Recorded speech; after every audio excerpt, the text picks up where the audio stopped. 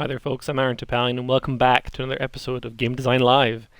For any newcomers, GDL offers you live interactive design deconstructions of a video game as it's played by a game designer, where we call out cool little design details along the way or chat about potential reasonings for certain design decisions in a game.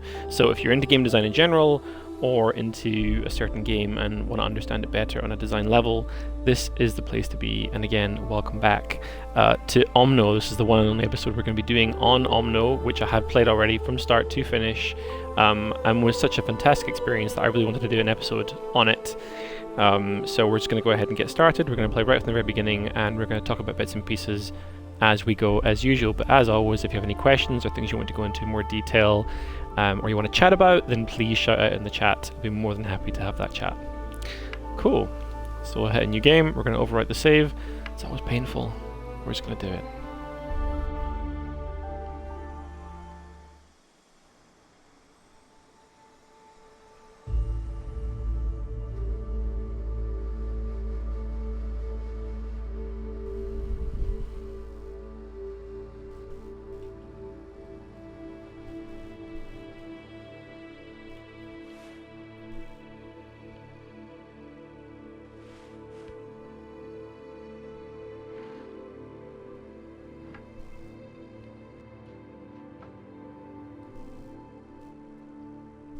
So for anyone who isn't familiar with Omno or with the developer behind it, it's developed by a solo dev, Jonas Mankey, of Studio Inky Fox.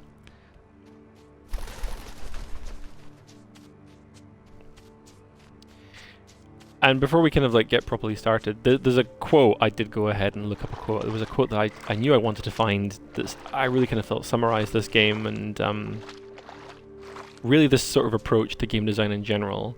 It's a famous quote by a well-known French author, which is, "Perfection is achieved when there is nothing left to take away." And I think that's really kind of what Omno personifies. So as you make your way throughout the world, you'll encounter creatures, flora and fauna, both flora and fauna, and it's very much a game about discovery. And as you encounter them, you'll automatically update your journal with them, and they do sort of factor into the core game loop that it offers, which we'll see a bit more of as we go.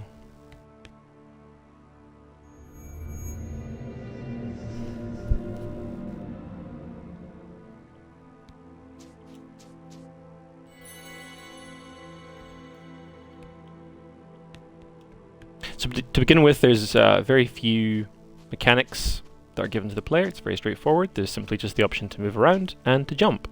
And in terms of feel, it's hard to describe. I wouldn't say it's necessarily light. It's not particularly arcadey. It's certainly not Mario. It's not floaty. There's a fairly kind of clear sense of weight to the character, but the force of their jump is, as you can see, quite strong. So it feels like gravity has got a fair amount of hold on the character, and it feels good to do, which for a platformer is a pretty important thing, right?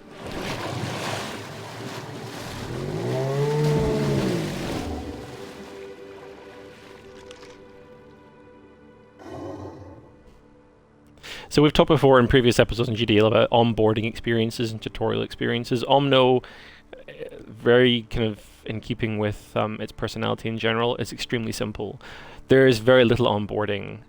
There's no sort of scripted tutorials or Fatui slides or anything like that comes up. The game teaches you how to play by playing, and it opens strong.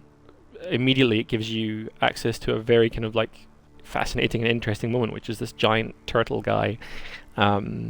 So unlike with previous games that we talked about in previous episodes, Omno opens strong straight away to give you a sense of what to expect.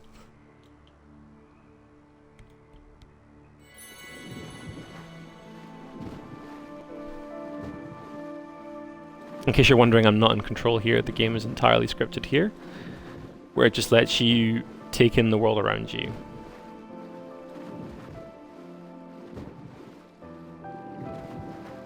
And normally as well, that's something that, as game designers and developers, we're quite cautious of, is taking control away from the player for too long. Omno does it very sparingly, but in a sense, when they do take control away from you, they give you something in exchange, which is the opportunity to look around. It's not like you're left doing nothing. You can still turn the camera, you can observe the world, and it is a very charming, soulful world.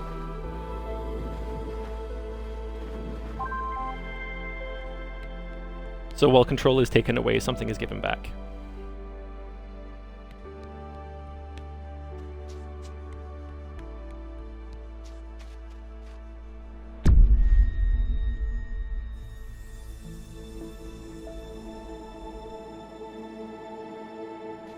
So the game is divided essentially into several different levels, which are essentially different biomes in and of themselves. And these levels are fairly open space, quite wide open spaces that feature different platforming challenges and also some puzzles, which we're going to have a look at, and we're going to talk a bit about Omno's direction and approach to puzzle design in general. So this is the first level of sorts that Omno offers.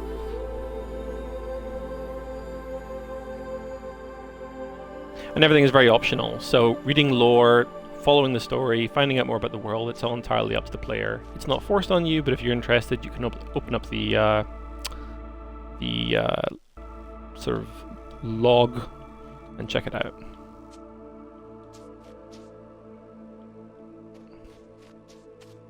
So again, no tutorials, right? There's no onboarding, there's no instructions telling us what to do. It's very much a game about discovery.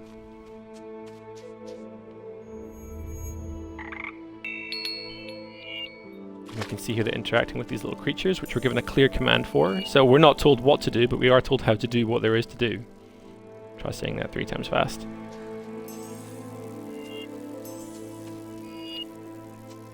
And what's really joyous about Omno is that almost everything is interactive. It's almost like walking into a kid's toy box. Like everything can be sort of touched and interacted with. It makes a sound, it does something, it makes a movement.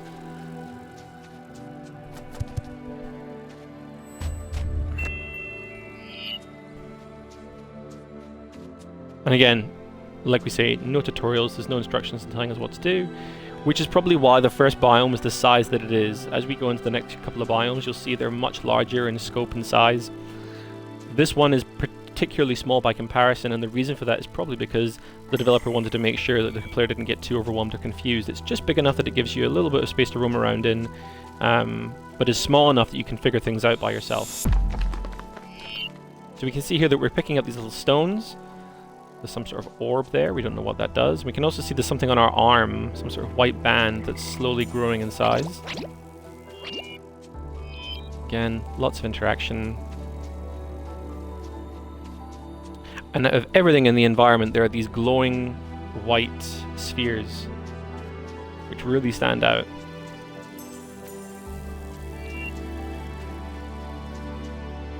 So color, or more specifically bright white, is used to signify something special.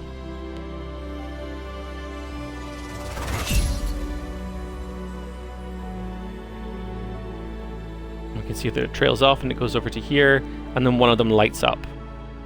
So already we have a clear sense of what's expected of us. These white orbs are obviously quite important. They're doing something. We've just seen there the trail went off, it lit one of these up. There's 2 more that are dark, so we need 2 more.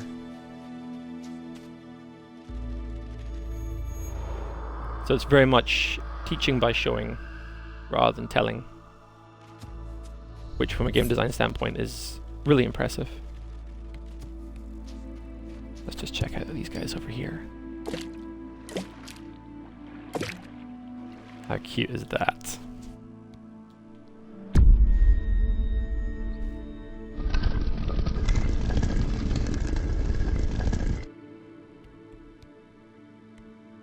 So the first biome really just does get you used to the platforming of Omno, the feel of its jump.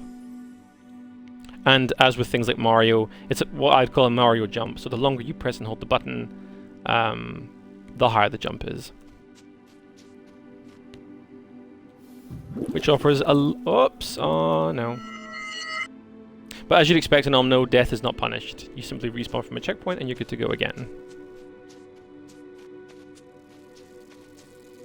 But yeah, these sort of Mario jumps, these jumps where, you know, you press and hold the button and jump a little bit higher, offers a little bit more mastery in the game, rather than just a binary press a button and jump a certain distance. By allowing players to modify the height of their jump, it offers a bit more control, but also more granularity of control, and in turn, somewhat more room for mastery.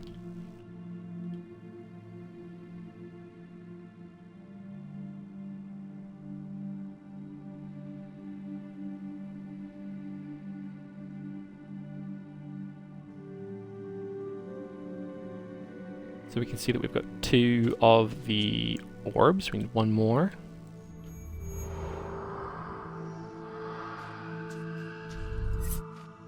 I normally spend a lot more time talking than I do playing, but I'm going to do vice versa in this episode, just to try and get you a little bit more visibility on more content of the game.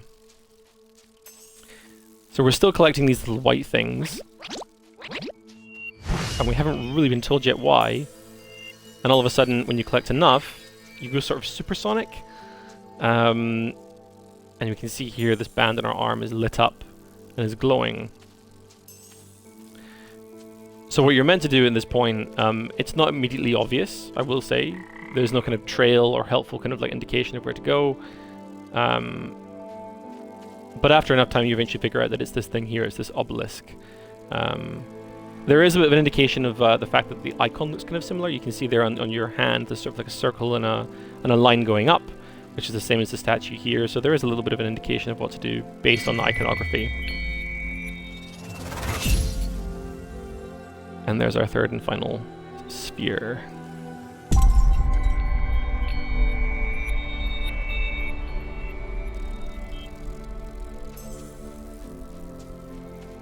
I think we can also go ahead and just comment on the art style and general aesthetic of the game. The music in particular is just wonderful. It gives you a real sense of what the game is all about, which is serenity, bliss, joy, discovery. And the visuals as well, obviously very low poly and simple, which makes sense. It's by a solo developer who's obviously developed within his means. But the lighting, the use of creating life, it all helps really kind of bring the world together and bring it to life in a really effective way, regardless of the sort of visual fidelity, which in and of itself is still pretty spectacular.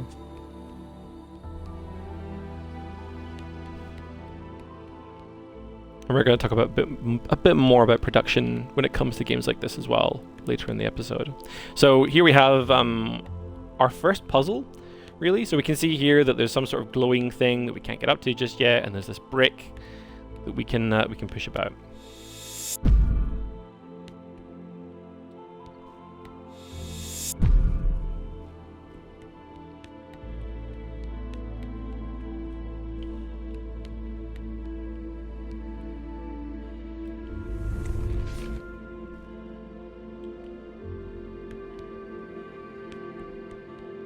Okay, so we pick up this thing, we take it over here. So the game is really just teaching us the fundamental building blocks of the game. And we can see here that we're not going to make the jump, so we need to go and get this guy.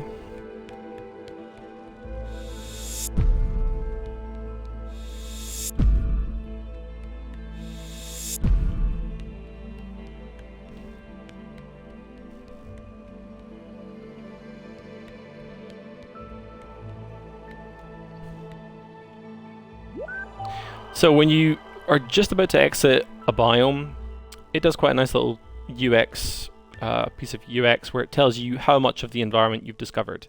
So here we can see that we've discovered 85%. It doesn't tell you, again, it doesn't tell you anything really, which is part of its charm.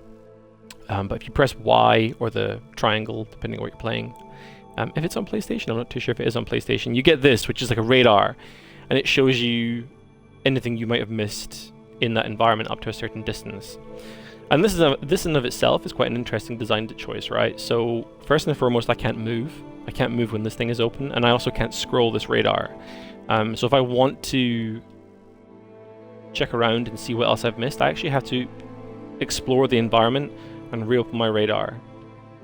So again, very much pushing the player to go off and explore the environment. If the radar were something that we could just scroll through or pan through, there would be far less encouragement on the players behalf to go off and explore the world, right? So that design choice encourages a certain type of behavior in the player.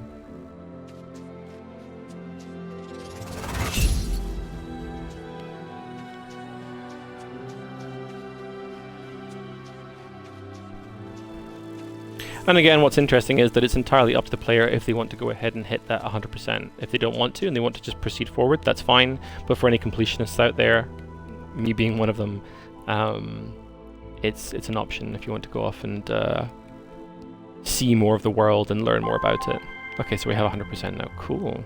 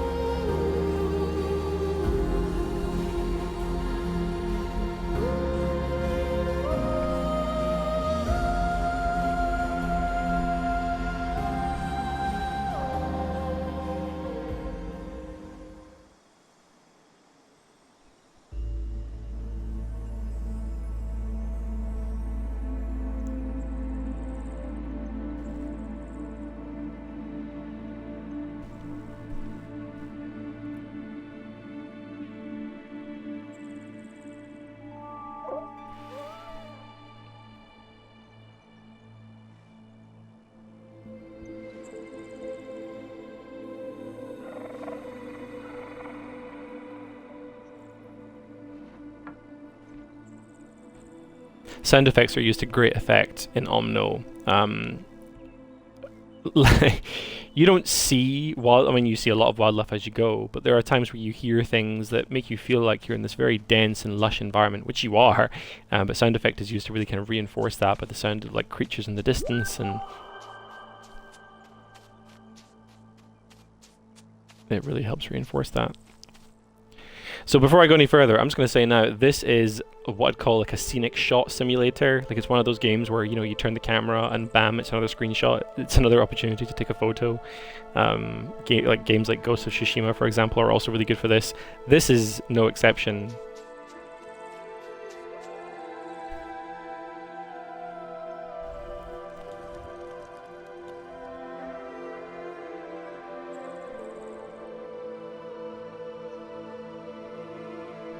The music also really helps reinforce what to expect from the game. It's extremely peaceful, and rightly so. There is no combat in Omno, there's no fighting. It's not that kind of experience. Which, you know, given, you know, how things maybe are in the world right now, people are, there's a lot been going on this last year, let's be honest. So games like this, I think, really stand out quite strong. You've got games like Animal Crossing, for example, which also did very well because it offered people the opportunity to socialize when they couldn't. Omno, I think, has arrived at just the right time. So here we have a fancy thing. Let's get the fancy thing.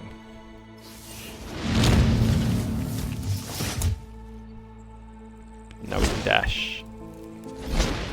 So that essentially establishes the core game loop of Omno. We've now learned in a very short space of time, about 5 or 10 minutes or so, if that, what Omno's core loop is you clear a biome, you collect all the things, you clear a biome, and then you get a new skill. So now we have a clear motivator to proceed into the next biome. We now know that we're going to probably get some sort of new power, and this is how Omno creates its core game loop, which propels players through the game.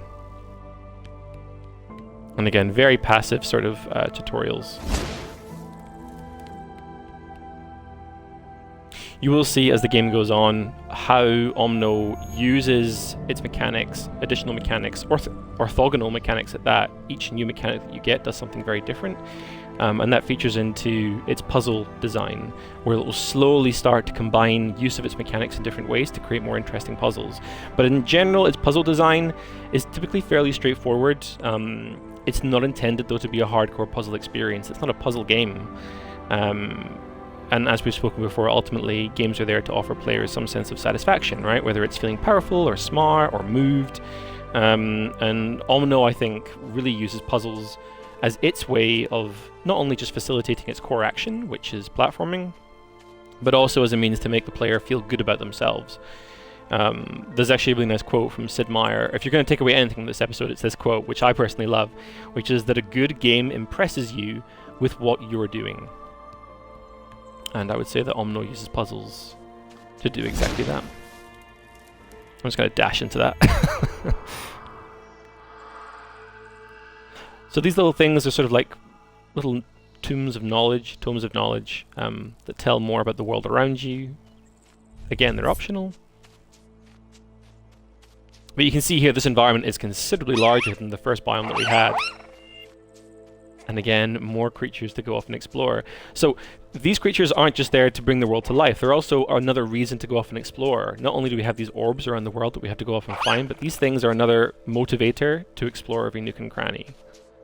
So another way to encourage a certain kind of behavior in a player, this incentive. And not only that, do they provide incentive, but they also tie into the ultimate goal, which is to earn this energy that we saw in the first biome, where we're slowly growing this band on our arm to get the third and final orb that we need.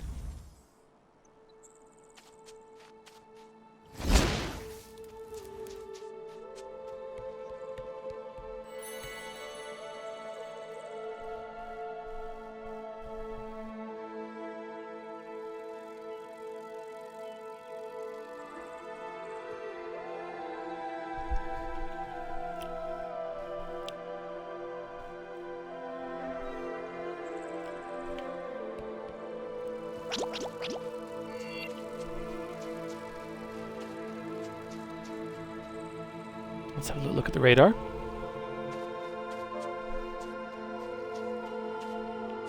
So yeah, there's no stress in Omno. It's a stress-free, pleasant world to be in, and that's all it tries to be.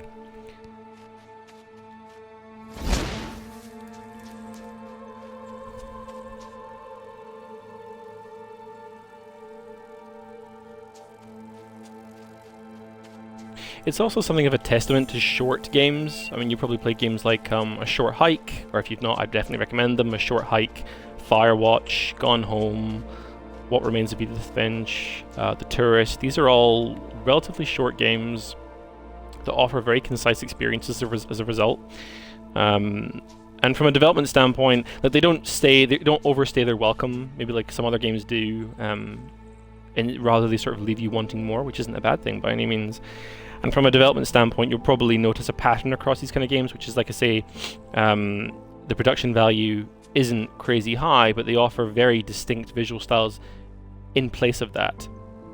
And also, like I say, I think their message sometimes is a little bit clearer than maybe larger games, which maybe because, you know, that may be down to duration. You know, it's sometimes a little bit easier to communicate a message in a short sentence than it is in an entire book.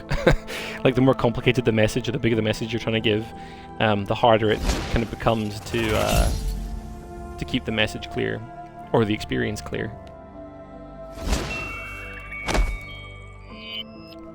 Whoops. Okay, so we've got 2. I'm going to try and blast through into the next biome, because that's where we get a really cool power. Like, in my opinion, the coolest power. Oh, okay.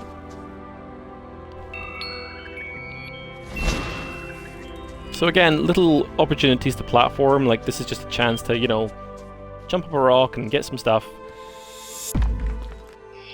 All biomes feel very well thought out in terms of level design. There's little opportunities everywhere to do the thing that you're meant to be doing, which is jumping around and moving.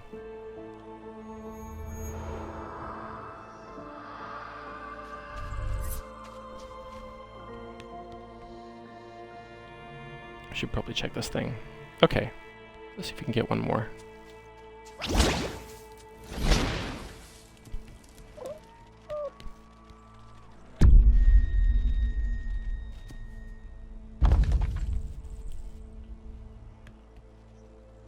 And again, to make sure that players are in no uncertain terms confused, or not confused rather, about what certain things do, whenever you hit a switch, the camera tends to pan to show the player exactly what happens. There's always some sort of cue to tell players where to go. Normally there's usually a cue to tell players where to go, or what just happened because of the thing they interacted with. So again, the camera pans right over, and now we know very clearly this is where we're supposed to go. Which is the most frustrating thing, right? Like, not knowing where you're supposed to go in a video game. Nightmare.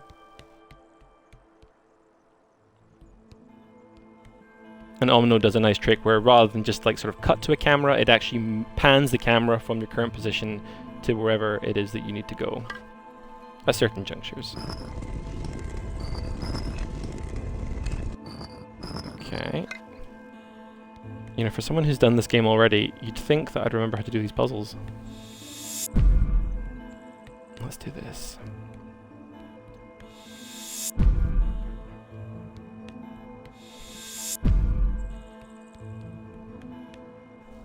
Am I supposed to? Okay.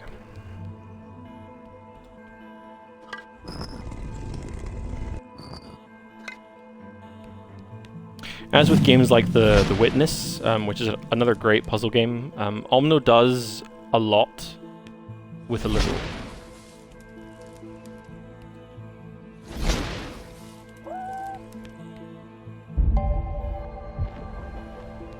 And as you saw there, like, platforming is even part of the puzzles. We had to sort of figure out that we had to jump over there, then jump over here, so it's not just logic-based puzzles, there is also an element of figuring out how to use the mechanics you've got available to do what you've got to do.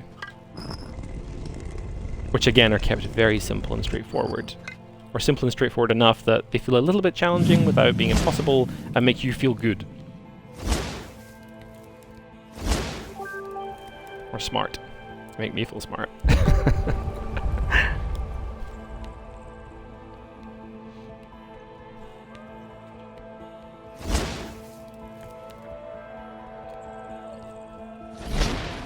So the first biome, as we saw in the first biome, it really kind of taught us platforming, the importance of platforming, and it was an opportunity for us to get used to the jumping. And now in this biome, things are getting a little bit more complex. We're being given platforms that are floating in the air with varying distances of jump, so things are slowly starting to scale up.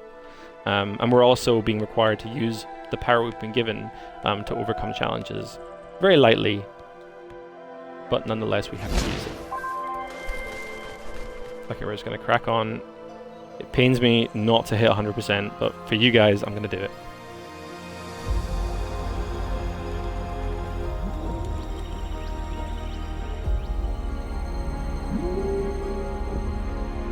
That music.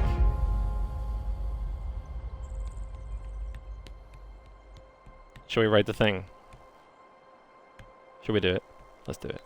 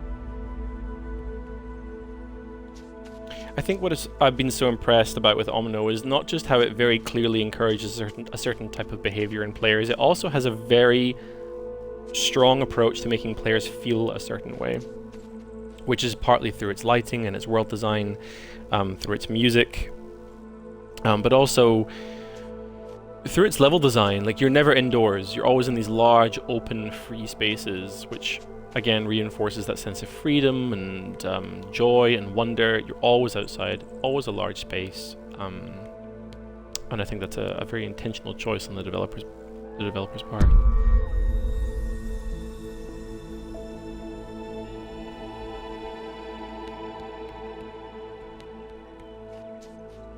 The sole developers part, just to repeat that.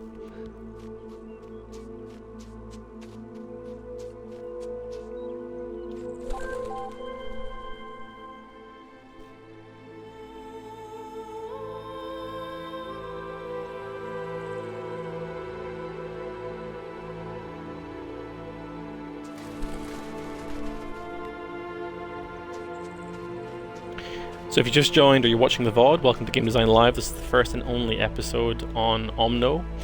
This Wednesday we'll be looking at the second episode on Hades. We had our first episode last Wednesday.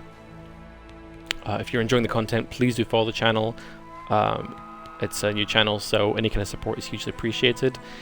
If there's any certain kind of games you'd like me to look at in future, I'm also more than happy to oblige, so feel free to get in touch, either via Twitch or on my Twitter, which is at Arran Topalian, which I usually also source an awful lot of game-related news and articles on. It's my job, so I like to stay well informed. So if that's your kind of thing, then please do follow my Twitter as well.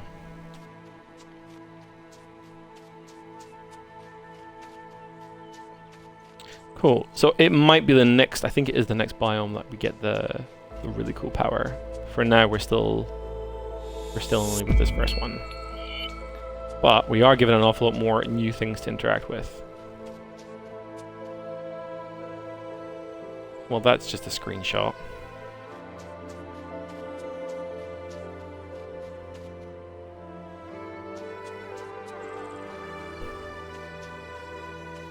Can I interact with you? Whoa.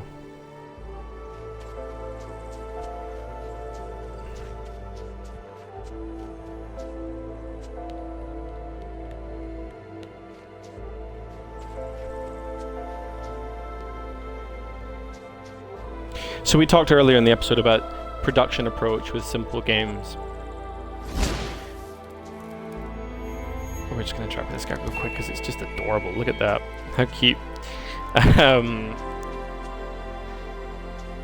Yeah, so as we've spoken about, this is developed by a single developer. And I think Omno really offers an interesting case reference for game design from solo developers. There have been some very clear design decisions that have been made to keep scope as controllable as possible. That's not to say that a single developer can't or hasn't gone off and made a very highly detailed game experience with tons of mechanics and complex AI. But I think there's an awful lot that can be achieved without all that, the extra muscle work that goes into games like that. As I said before, Omno does a lot with relatively very little. I say very little, I mean, you know, these kind of things are just incredible, right? And this guy is not little by any sense of the word. But it's an interesting thing to call out, I think, when it comes to solo development, is keeping scope in mind, keeping your experience concise. And, you know, Omno, I think, showcases that you really don't need something big and complicated to make something impressive and fun. Sometimes less is more.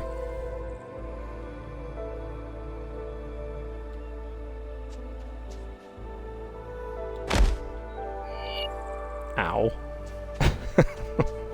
Okay, let's see if we can get through to the next area.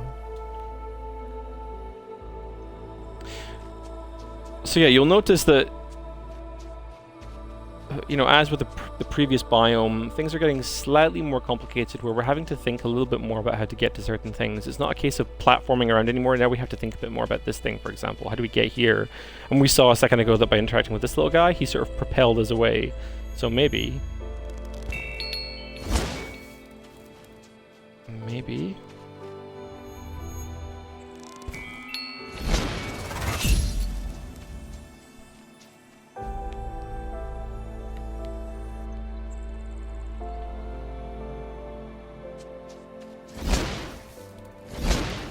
Okay, if we couldn't interact with the big guy before, we can almost definitely interact with this one. Maybe not.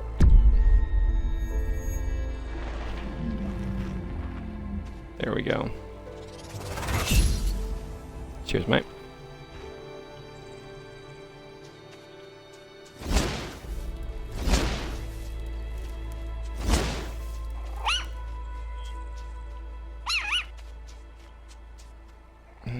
how do we get up here?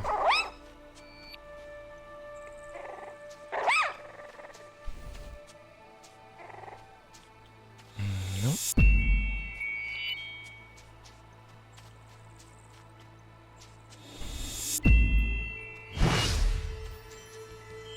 Oh, that was convenient.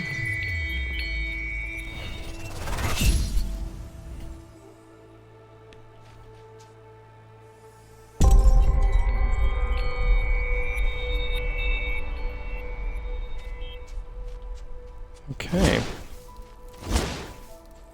We'll just move on to the next biome if we can.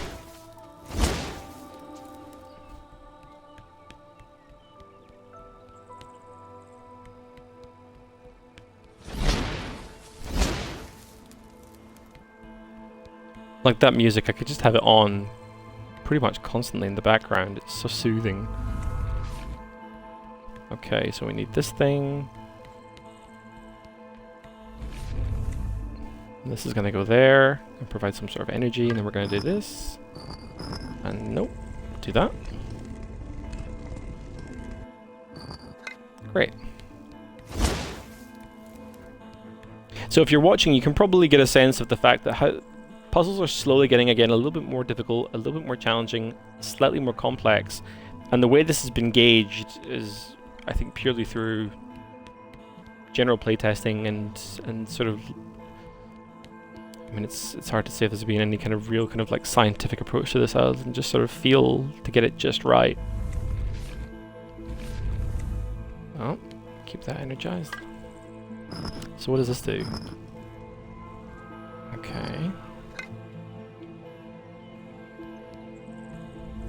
Let's try this.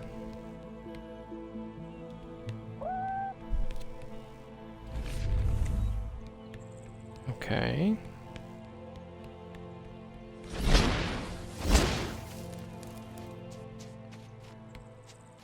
What is nice as well, and also interesting, is the first power that you're given. So it's this dash is the very first power that you're given, which does a couple of things. It facilitates slightly more complicated platforming, which in turn feeds into allowing the developer to create slightly more complex environments for the player to traverse. But it also gives the player a quicker way to get around the environment. So it's sort of a twofold advantage to giving the player the dash first and foremost. Again, this is a very conscious decision on the developer's part, right? Is which power do I give them first, and what power do I give them? And I should say as well that almost all the powers that Omno provides the player with are very movement focused.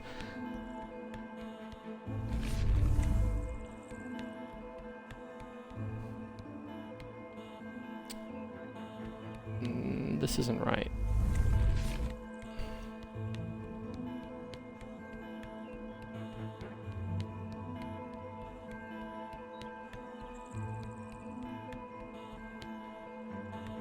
As always, if there's any areas of the game that you'd like me to go into more detail or discuss a bit more, then please do shout out in the chat.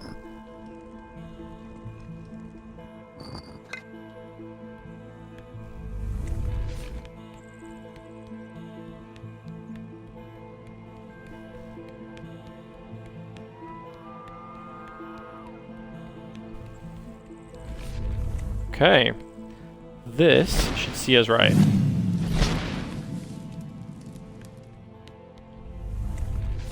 This and voila.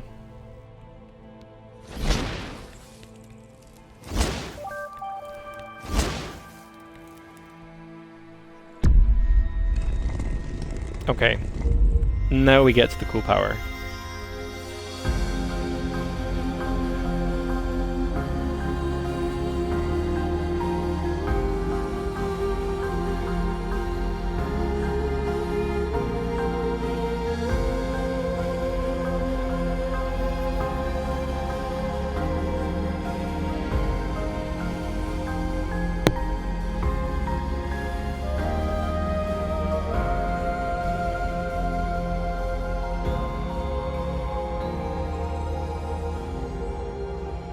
As well as being rewarded with new abilities for completing biomes, players are almost rewarded with these scenic shots as well.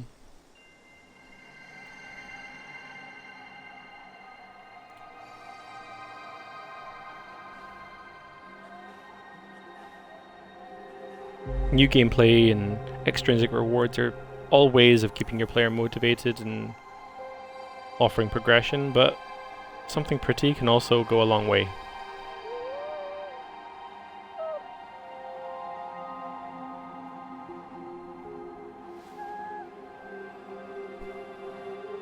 Who doesn't want one of those? I definitely want one.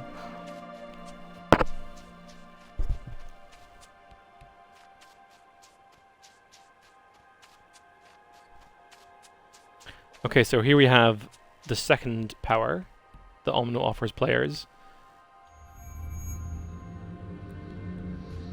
And I think there's good reason for that. Whoops.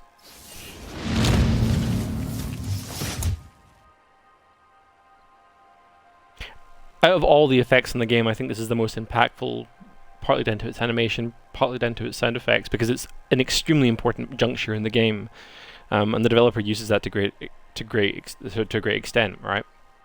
Again, it's about show, don't tell, and players are very sort of clearly told this is a very important and special thing you've just been given because of the weight and sort of dominance of the VFX and the sound. Okay, so let's try this and see what happens.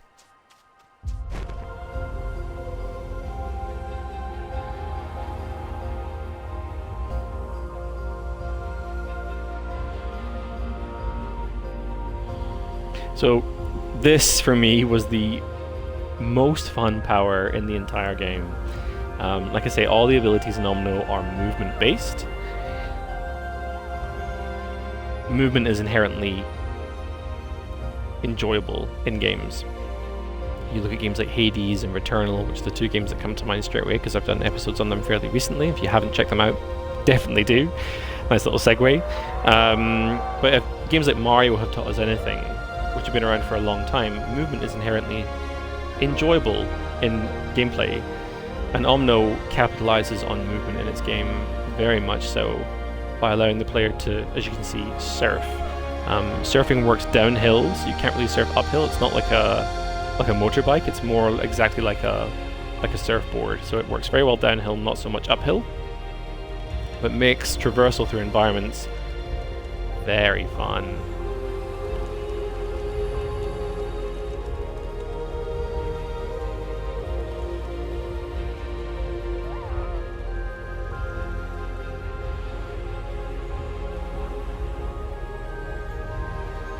And as we'll see, as with all the abilities, it also gets featured into the puzzle design of Omno.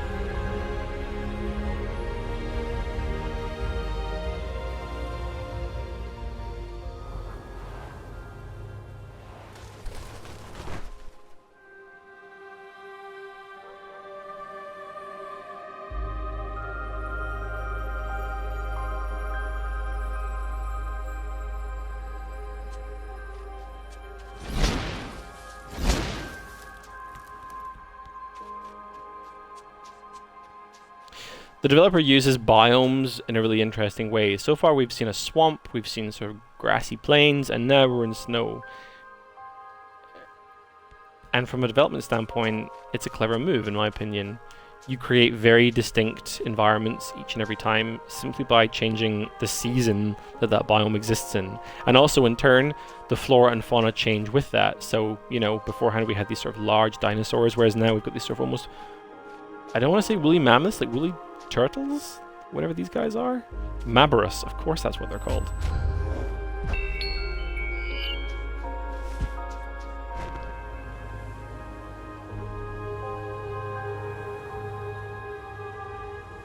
So every biome feels more fresh and new as a result. You're not going from grassy plain to grassy plain, but rather from one sort of like color palette to another.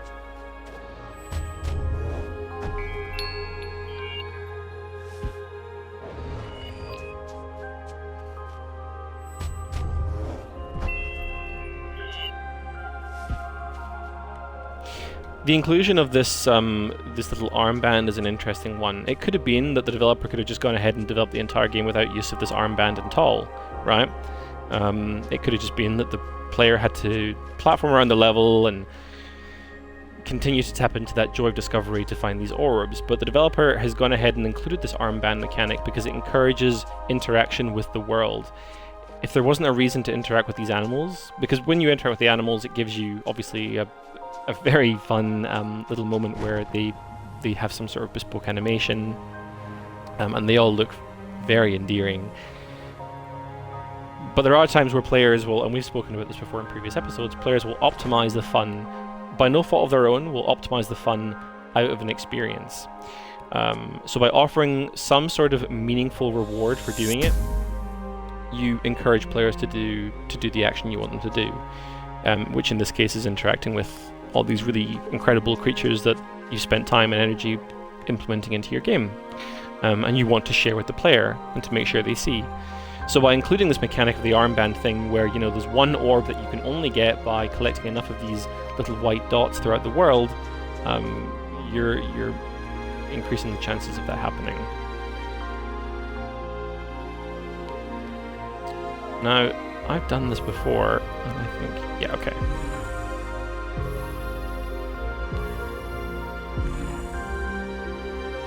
Oh, okay.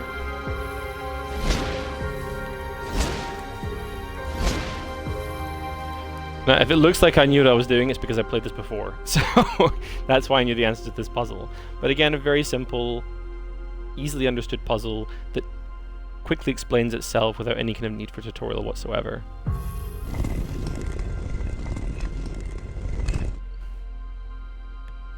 What I also should have shown, and I didn't, was the fact that if and when you step on one of these things and you light it up and then step on the floor, the lights go off, so the puzzle is reset. So when we were at this sort of stage and we had to jump over to this guy over there, again we were required to use our dash to get over here. So again, it's an example of the puzzles requiring the player to master the mechanics that it's offering to progress. What did that just do? That just raised that thing, right? Do I go up here? I think I did, yeah.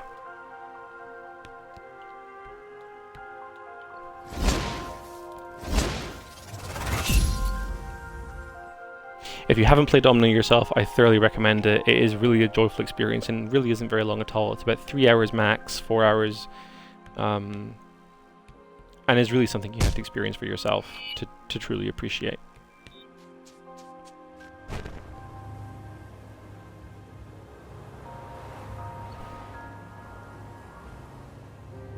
But hopefully this episode has given you a sense of what's cool about it and why it's cool.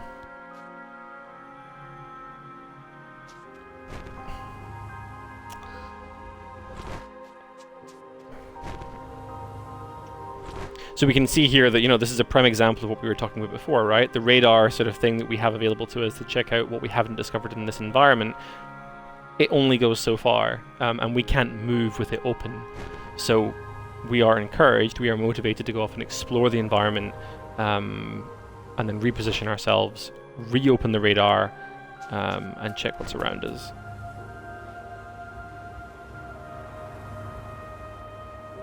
So we're required to explore.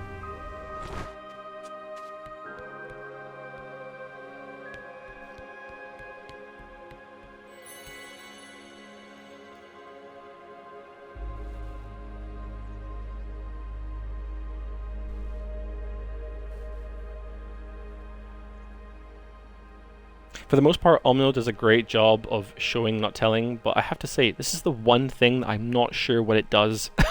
If anyone knows, I'd greatly appreciate finding out. I think it fills your map with information. That's exactly what it does. Okay, and that's why it prompts you to open your radar when you've done it. Puzzle solved. Thanks, everyone. Okay. There's something over here.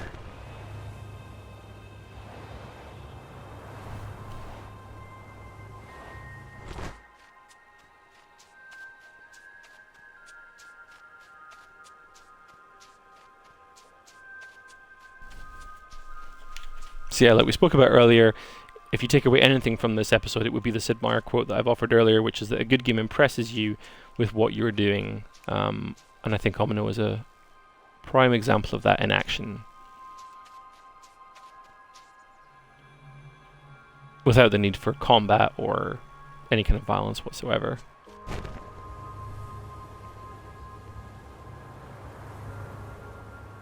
And beyond that, there's one other quote I'd like to leave you with as well that I looked up specifically for this episode, and I hope you like it, which is, a game designer is someone who designs projects to make people happy.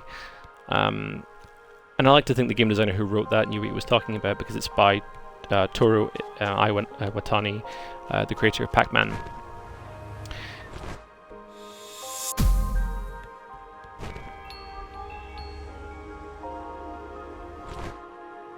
Am I going the right way?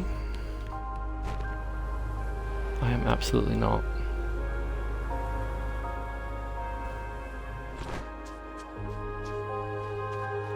Okay, this looks promising.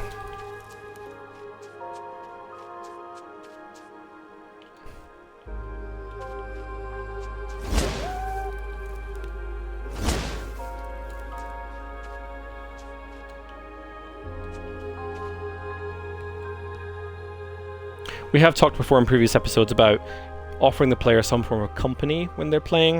In Returnal, it's yourself, through the sort of voice logs that are left by previous versions of yourself.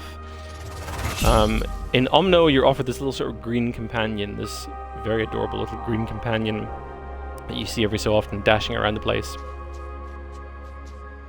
So again, there's usually some form of companion that the player is offered to avoid feeling like they're alone in the world. But in Omno, you're surrounded by life anyway, so I think it's less of an issue.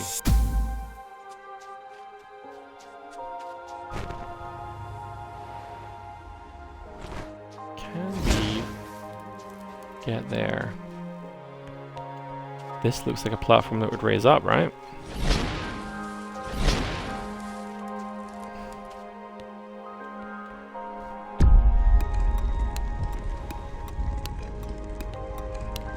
Oh, okay. So this is a really cool piece of puzzle design. So here, again, we're given a visual timer. We're not given a number on the screen. We're not given any kind of like 2D non-diegetic UI. This is what you call, I guess, a diegetic timer, where by hitting the button, we're given a sound effect and a visual indicator of the time we have to do the thing.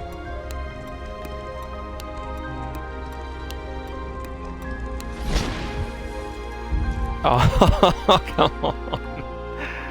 Alright, one more time.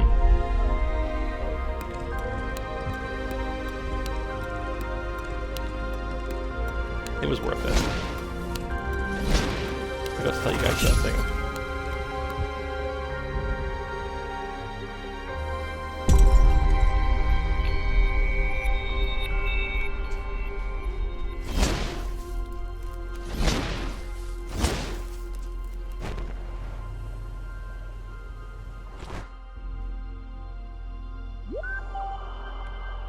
With most GDL episodes, I tend to spend a lot of time talking. In Omno, not so much,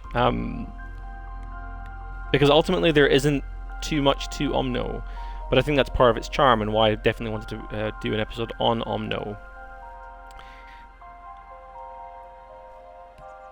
It knows exactly what it wants to be, and as we spoke about at the very beginning of the episode, with regard to the quote from that author that I mentioned, perfection is achieved when there is nothing left to take away. There is nothing in Omno that I can imagine taking away at this point. In other games I can imagine taking away certain things and maybe improving the experience or tightening it as a result. In Omno, it has just everything it needs to be what it is, no more, no less.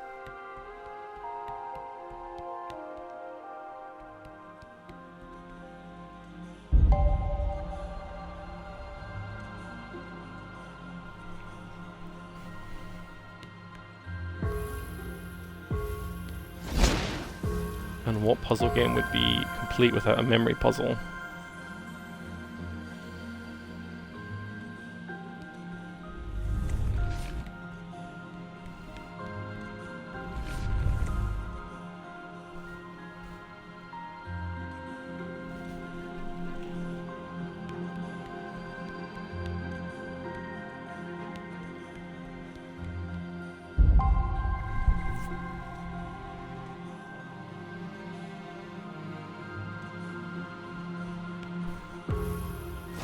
I sincerely hope you're all doing this with me.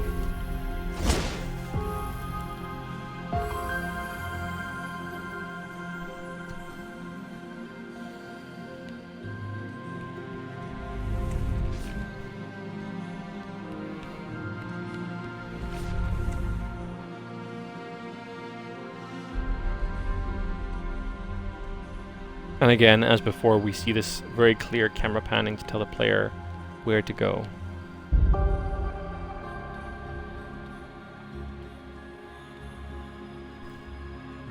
Oh, I've missed that already. Nope. No, I don't know what it is. Do it again.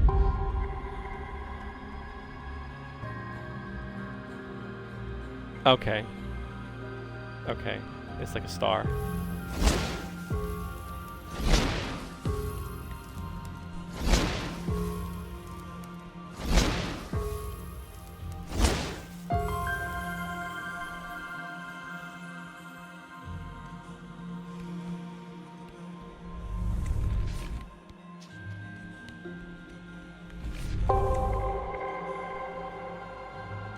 And there we have it. Whoa.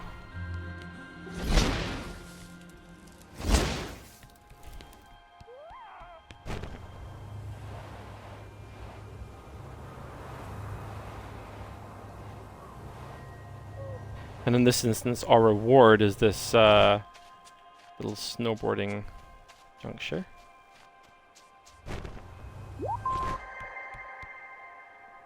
Or is it?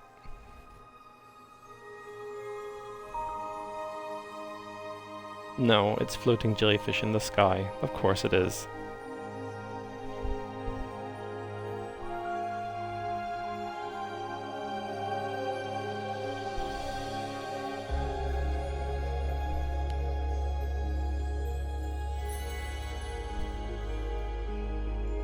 And that brings us to the end of this episode, the single episode on Omno with GDL. I hope you've enjoyed it and have enjoyed watching Omno and learning a little bit more about it through a designer's perspective and point of view.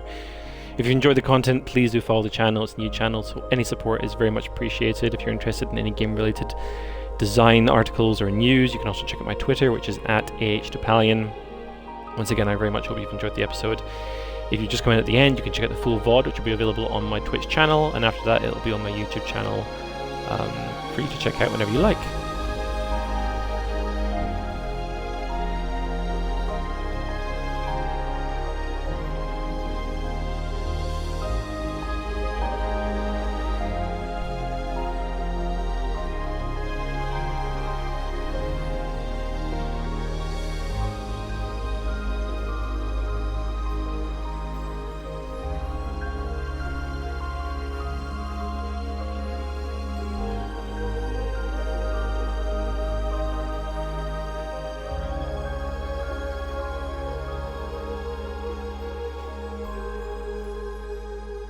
Thank you again for watching.